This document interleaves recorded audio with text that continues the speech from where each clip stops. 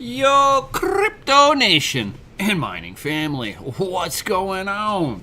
It is a beautiful Monday, at least it is here where I'm at. Sun was out for a little while. I got some stuff done today, so awesome. I was working on some snowmobiles because it's almost that winter season. November's almost done and over with. Can you guys believe that? The next project on my snowmobile is replacing my broken ignition. Yeah, key don't work no more. There's no tumbler or anything in there, so I had to order up a whole new one. I had LEDs hooked into my ignition too, which I'll be able to put that back. Not an issue with that. But definitely want to have some kind of anti-theft device on there. Makes life a little easier. So, what's going on, everybody? I see some people are starting to roll on in. Got a few people here. So, I was gonna, like I said last week, I would do an update with the FusionSilicon X2, which is basically it's an FPGA. Not a very profitable one. I'm not telling anybody to go run out and grab one, but big shout out to Helpful Crypto Miner. Yo, what's up, Nick? What up, what up, what up? So I figured what I'd talk about today would be, of course, the FusionSilicon X2 and what it can potentially do. I mean, last week I did the whole teardown on that, so if you'd like to see the insides of it, go watch the other video. Basically, it looks like like an ASIC when you pull it apart. It's just a bunch of FPGA chips laid onto a PCB. Pretty cool. I like the idea that InnoSilicon is using an Orange Pi. So it's Pi technology, ARM processor controlling everything, so they're not relying on Bitmain's hardware in any way, shape, or form. Everything is open sourced. Things that I like. But let's kind of go into some of the calculators. This way you can see some of the stuff that I've been noticing. So the first one that I'm going to go on into will be this one is WhatToMine.com. If you guys ever want to check it out, it's one of the calculators I do use.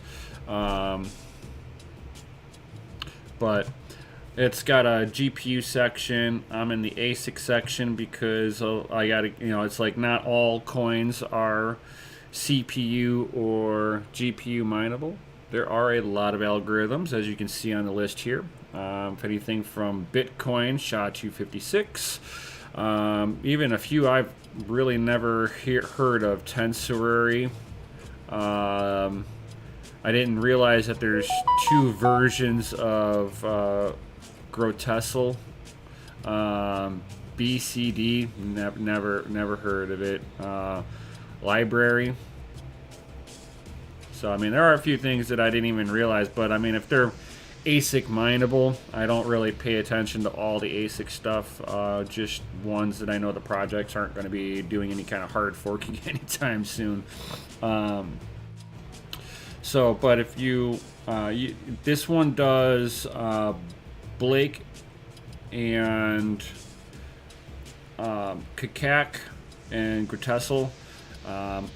The particular variant of that, let me see here, I have to look into my miner, and I'm not wanting to dox the miner itself.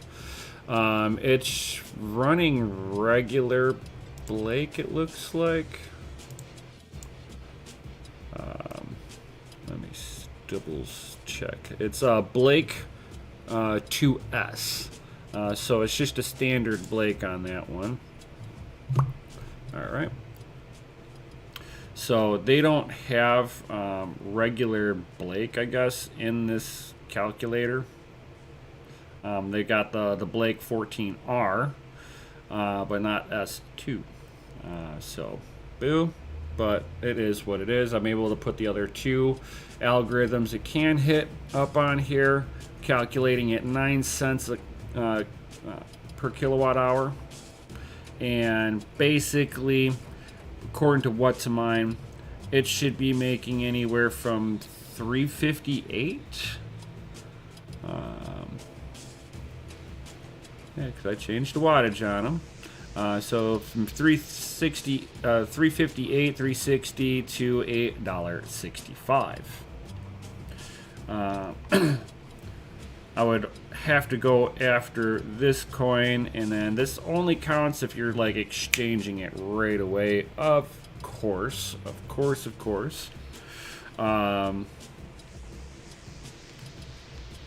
But if you come up over to MinerStat and go by theirs, I mean they're calculating it directly for the FusionSilicon X2, so they've got the miner,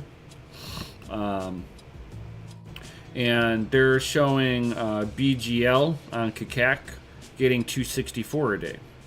So we've got almost $1 difference here.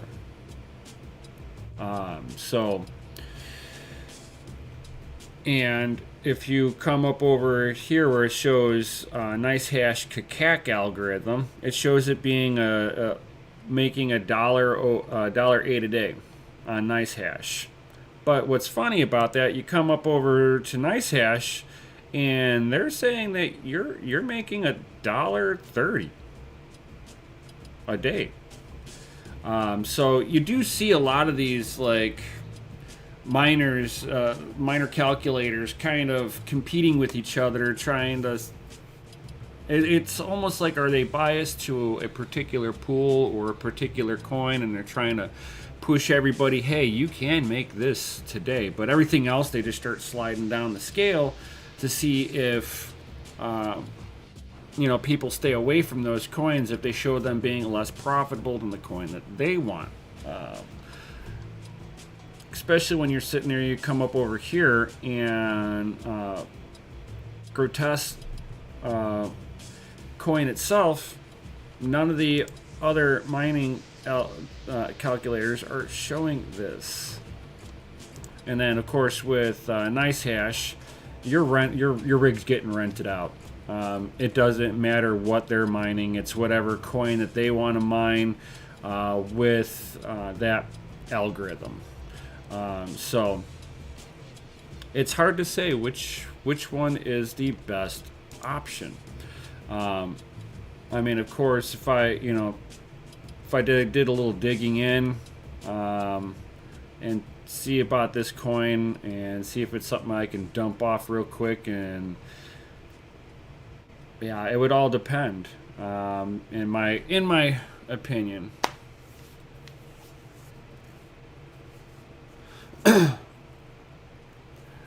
Emmanuel Matos, Watso FA, yo, FA, yeah.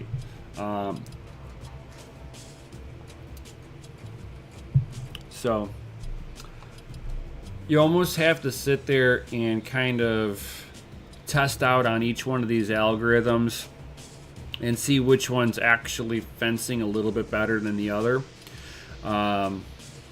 Because like on WhatToMine, they're showing NiceHash only making 10 cents a day after electric. You come up over here, you're losing $1 a day.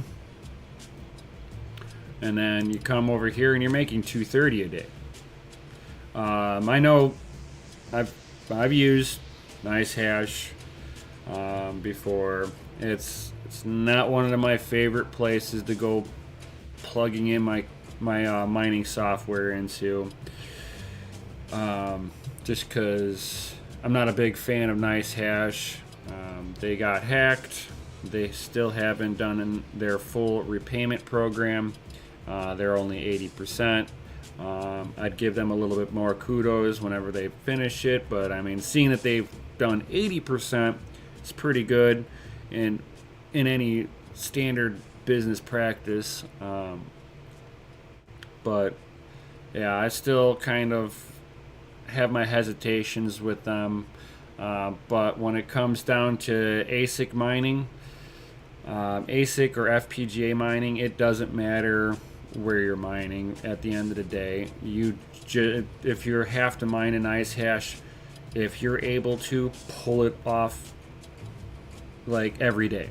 Don't leave your coin sitting on there. Pull your coin off all the time, and then this way you don't have to worry about it. Leaving coin on NiceHash is asking for it. So there is that. And I absolutely hate using NiceHash. I absolutely do.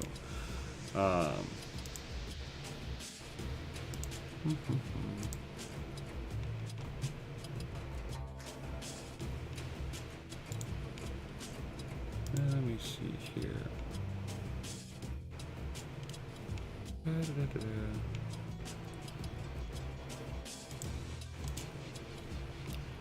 I did not want to do that. Oh, that's what I wanted to do. Oh, that's amazing.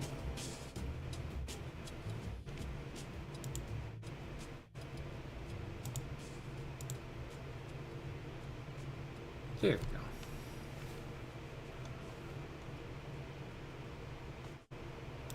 And now that I did all of that, I have to redo this. Sorry, guys. And now I've just refreshed NiceHash. Let me. So refreshing NiceHash, and you can sit there and see that it just swayed 5 cents. Big deal. Not so bad. Not so bad.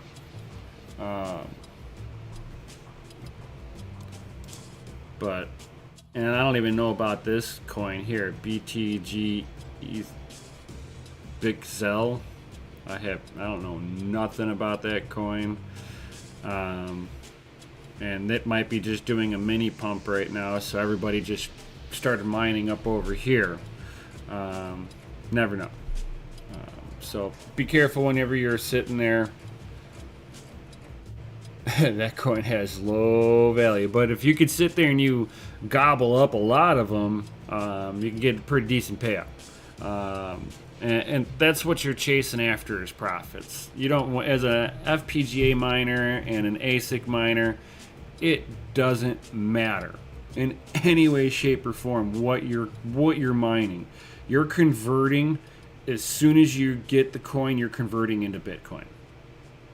I mean, get real. It's like you don't want to sit there and hold some of these shit coins. You're just mining shit coins for Bitcoin. So like Bitsgrel, I know nothing about that project. If I was to touch this coin, I'd be trying to find an exchange I can mine directly to and see if I can get a payout real quick. After that, leave it alone. And if you're wanting to have like hands-free on there, I hate to say it, it's like, but mine a NiceHash.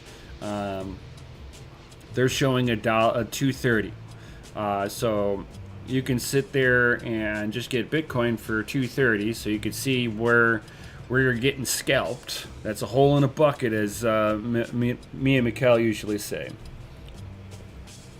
So if you're looking at 225, 230 versus 264, let's say 250.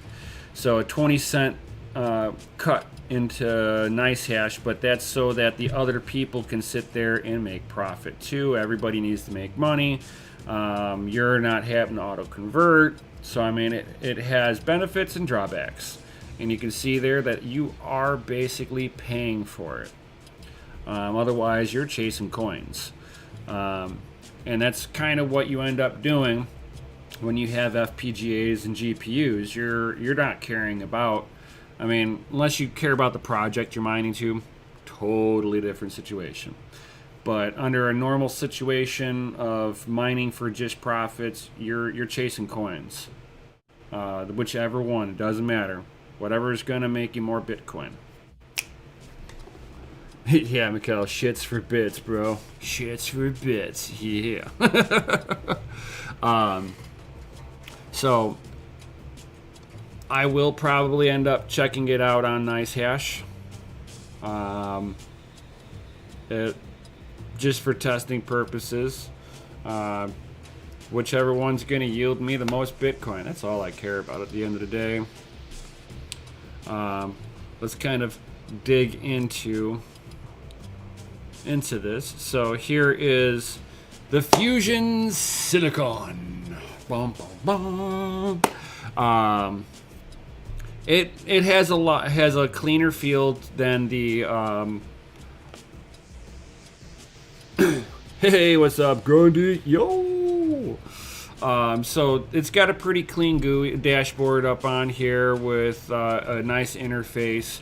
I can go to the overview, but it shows wallet addresses. Don't mind the wallet address showing mine personally because I'm actually mining to a dev wallet, so that's how I usually do my testing whenever I know I'm going to be showing it live. So I've been mining to it for a little while.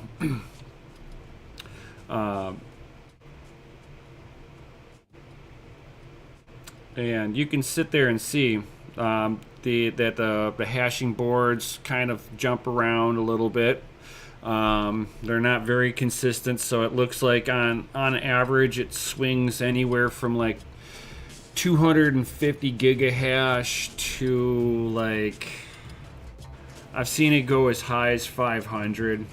But on Poolside it's sitting like right around 275 to 300, kind of bouncing in that little range right there, which would be very consistent to what you see on the for the hashing itself. And you can sit there, and I always tell people you should, check it always on Poolside. So if you're checking it on Poolside, you can see the variation in hash rate here. And you can see the rejected list up onto it. And you can see it's sitting, it's like it's showing 351, but, it's like it hasn't been on for a full 24 hours yet to see the maximum hash rate. But I've been watching this jump around from like 275 to like 380 gigahash on Poolside. Hey, what's going on, Martin?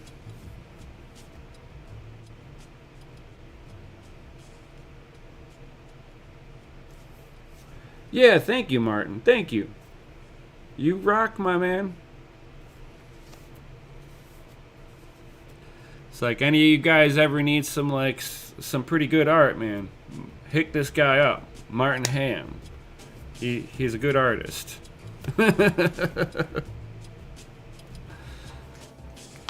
Little shout out to my man Martin.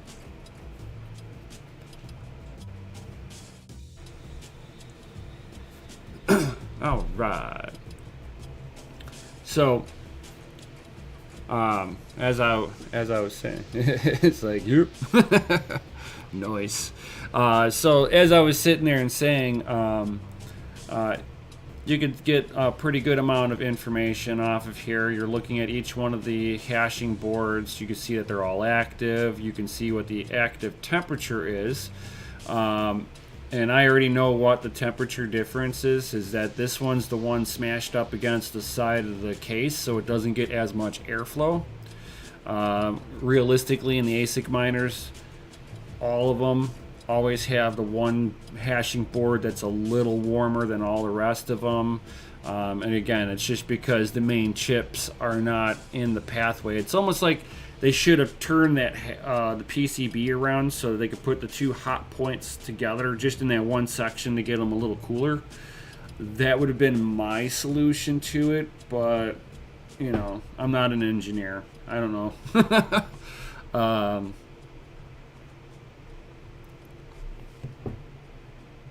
let's see if I can show.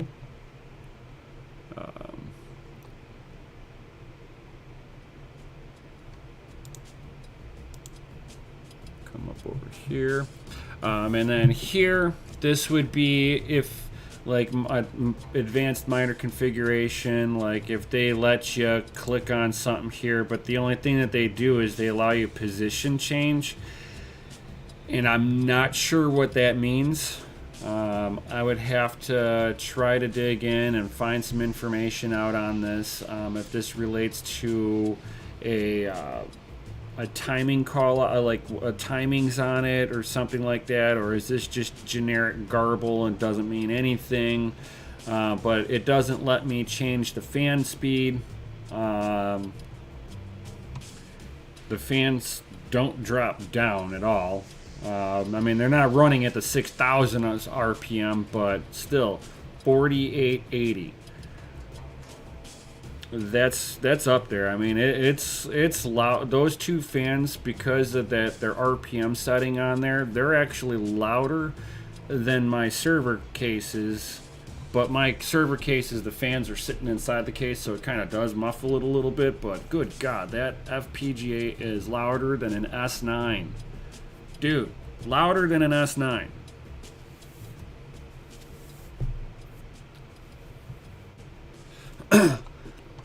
The heat production that comes up off of it, I mean, you're still looking at the same amount of heat that almost the same amount of heat that the S9's putting out. They're probably within 10 degrees of each other. So those fans are ripping, and that thing puts out some heat. It's nice when you're in a cold region like myself, where I just open up the mining room door and put a fan, and then you got to put humidifiers everywhere because the miner fresh air will dry every bit of moisture out of your house. You have to run humidifiers. Get as much moisture back into that air before it starts blowing through. I'm just saying.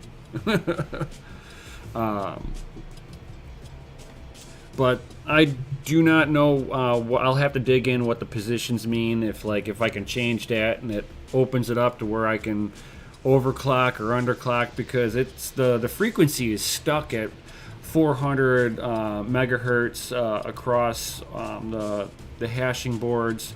I'm wondering if there's any kind of threshold where I can bump them up a little bit, because it's not really running hot. I think that there's more performance left on the table for these things. I just don't know how to unlock them. If there's like a firmware for them to update them, or if there's custom firmware for it that unlocks this, because it's just using like SG Miner, and that's kind of what the S9 runs on. It's actually G Miner, but for ASICs. So yeah, it's kind of funny to sit there and think that some of the mining programs that are available for GPUs also have an ASIC side to them. That's why you can get some of them to where you can mine Bitcoin on a GPU. It's senseless, but it's still out there. So that kind of. I'm going to be playing around with the FusionSilicon a little bit more. Let's see here. Is there anything else that I can really show off that I don't want to dox on here? No, actually. I could turn the LED light off on it, but the LED is like using minuscule power. If I had like I like to leave the LED that's on there on. I think it's also like an indicator too, so it'll start flashing or whatever. So I don't want to have its own internal warning not being able to do its job, letting me know that the machine is erroring out because it's the only light that's on there. But yeah, that I think concludes that aspect of it. I also wanted to go over everybody's, liking these 6800s and the 6800 XTs. And I've been watching some people having issues with them, like Nefarious Technology helped him get some GPUs during the 6800 launch initially. We stood out at Micro Center all night. Very cold, I'm just saying. So got two cards for him at that time. I forgot to mute that. It never fails that I forget to mute that sucker and somebody calls. So the 6800 series, I've been seeing people having issues. Save us from horrible hash.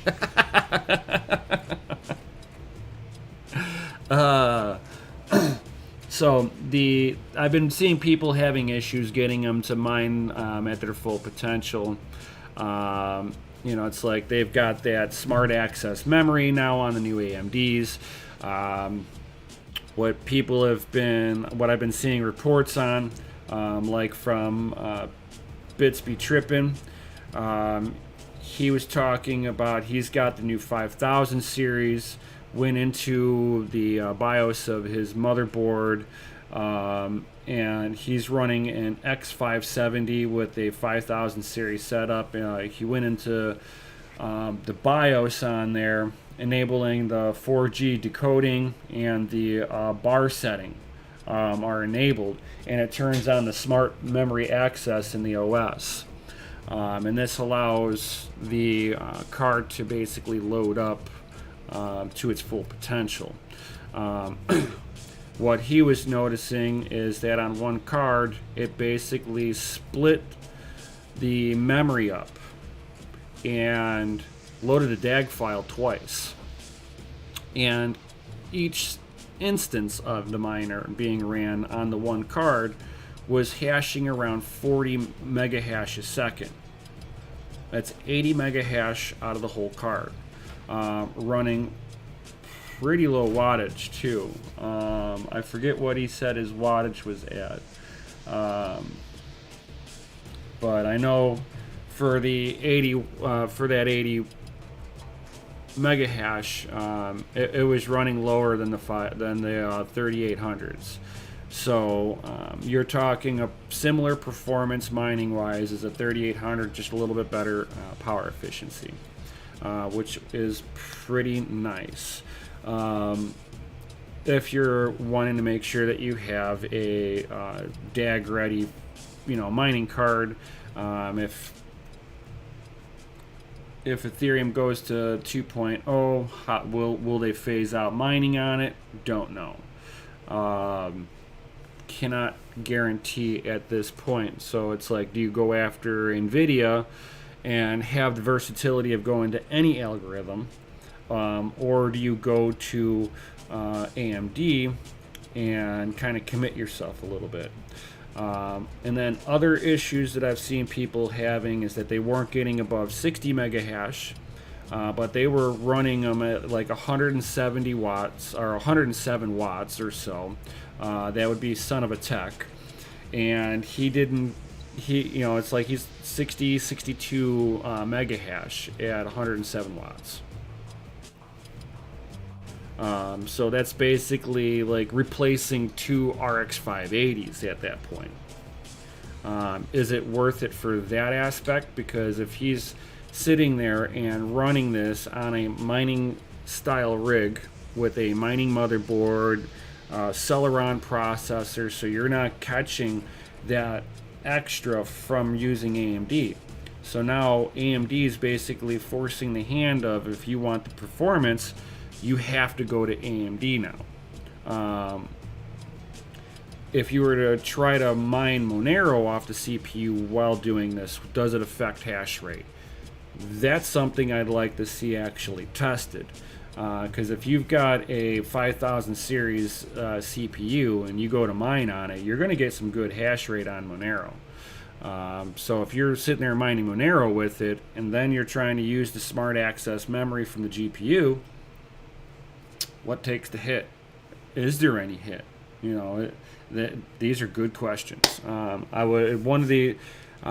gonna try to have Nefarious test this out for me, considering he does have an AMD 6800, but he does not have the 5000 series with a X570 motherboard to go along with it. So he's not gonna, I don't think he's gonna see any real extra benefit. He's almost bricked the thing. The drivers are like not happy with him trying to mine on it. That is for sure.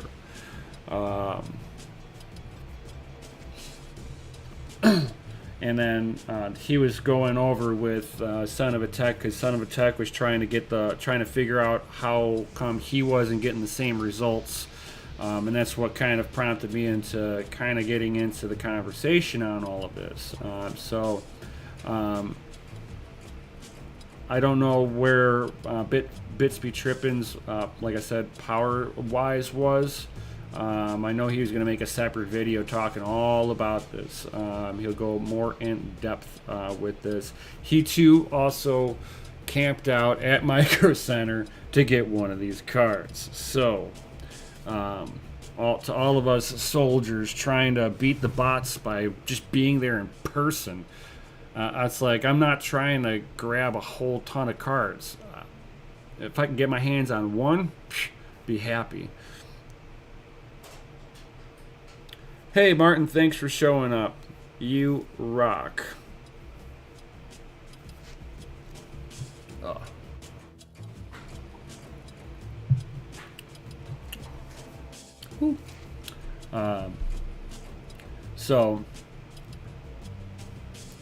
It doesn't, it's like it doesn't look like anybody's getting any benefits from being on Intel side for the new AMDs, which I can kind of understand that you geared your card up to run a way that Intel and NVIDIA don't do.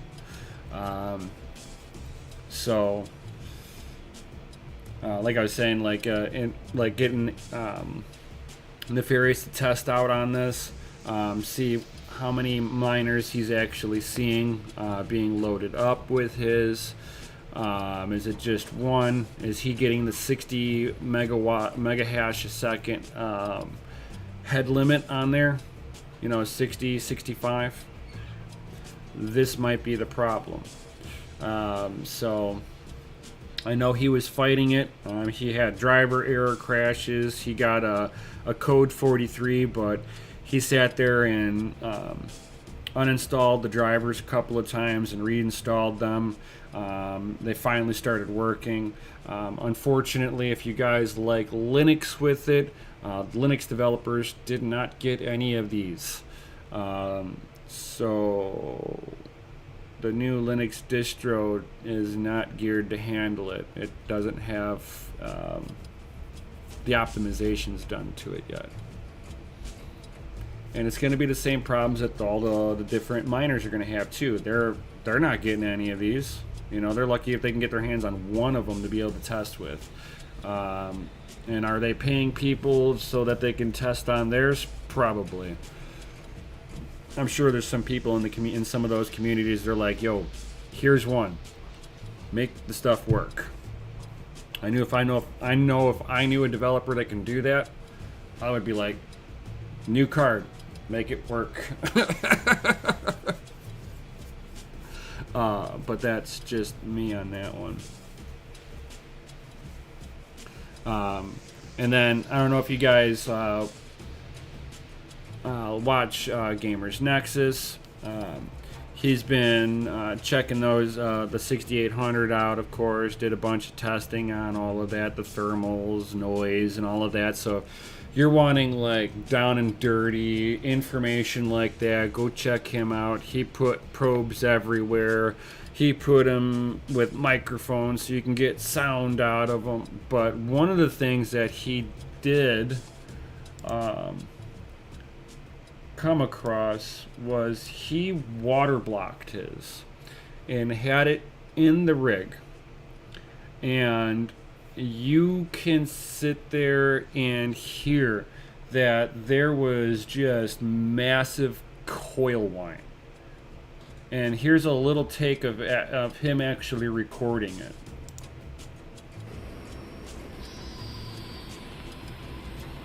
There's a lot of coil whine.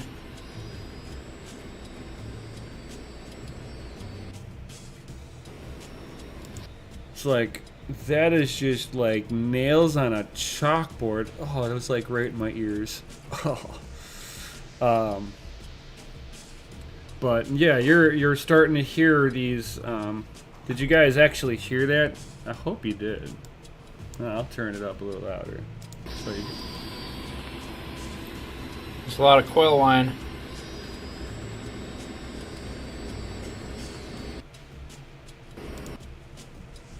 So yeah, that is a ton of coil whine.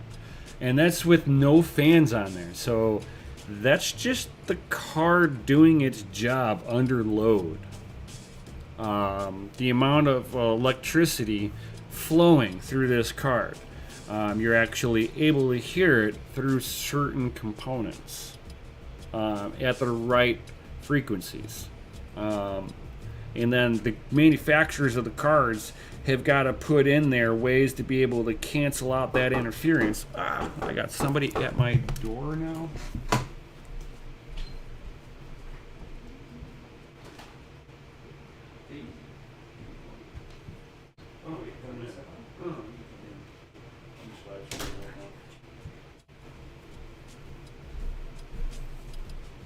They're a little early. I have time.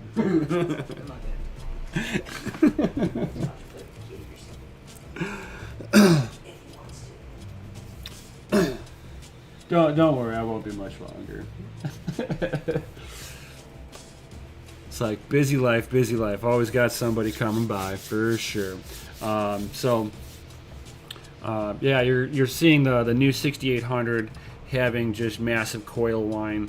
So AMD has not been able to figure out how not to have that. You don't really get that so much with NVIDIA cards. I don't know why. I couldn't even begin to tell you why. My RX 580s don't have any coil whine to them. So I'm not sure. I'd have to have a card that actually got coil whine. And you know it's going to be somewhere in the power rail. So, you know, a capacitor or power shunts, or you know, somewhere where there's a connection that you're going to have a lot of coil windings.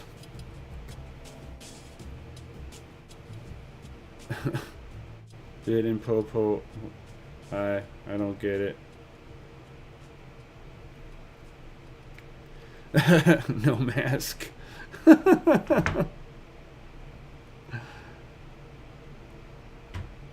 You guys are too funny. Rona. So yeah, you're gonna see a lot of these cards, I think, with the AMD side, because of the amount of power that they're going to be using, and the way that they're releasing that power into the core. I think it's somewhere right around the core. You're hearing a lot of that coil line. If you watch Gamers Nexus's video, it'll show them like kind of panning over to the rear facing side of the card, and you just start getting just massive coil whine, even louder. So it's definitely in the power rail. Just for location of where he's kind of like his microphone was picking it up. So is it like a game, like something that like it's going to be bad for the card? No, it's just something that some of the AMD cards just have an issue. And I'd like to know if Nefarious's card has got this issue. Under load, if he's got a little coil whine going with his.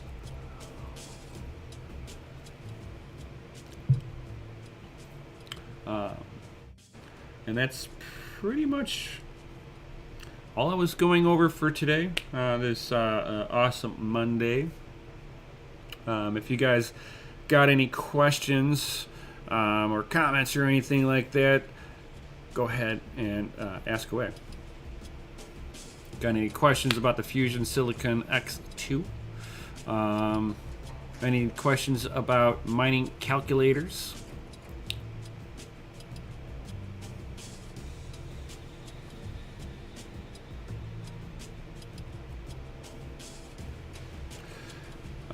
I wouldn't go after the 5700 XT. You can BIOS mod the 5700 with the XT specs on there and have an XT for the price of a 5700. There's virtually no difference between the two cards.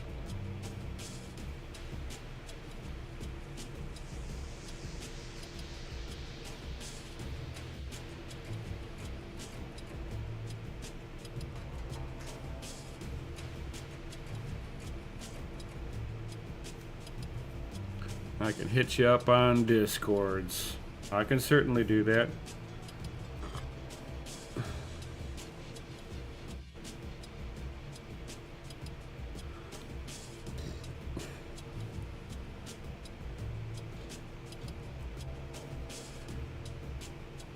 I don't know where your 3080 is. If you've still got that pre-order, man, I don't know about that. You've probably missed out on opportunities to be able to buy one. And I've actually been seeing popping up 3090s popping up here and there. I'm trying to negotiate with somebody out in that chickadee China for a bunch of them. If anybody, like, if people are interested, I'm trying to negotiate with a distributor for 3080s.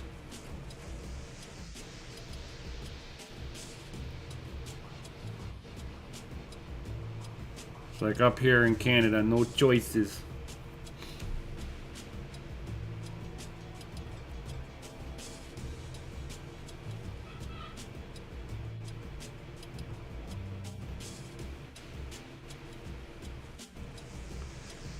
It's like I can sit there and get 3080s and ship them out and just have them labeled broken electronics.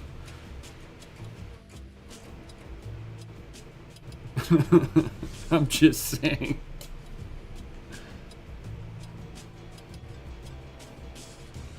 He's like, I'll take a 3080, let me know. It's like, hell's you.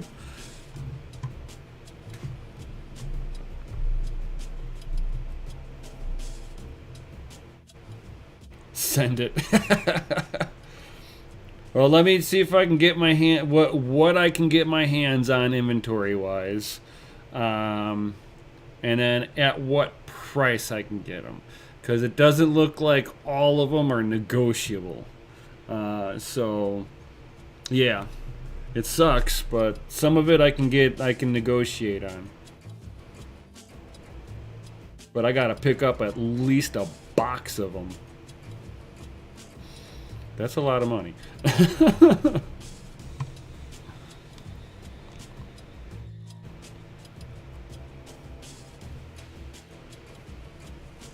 But anybody else got any comments or questions before I head up on over here?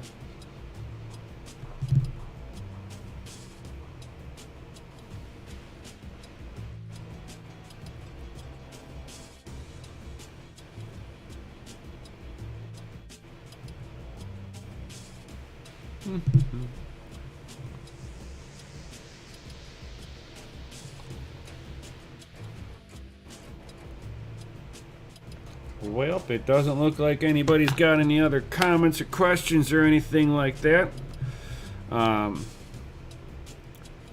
With that being said, I got my homie up over here. And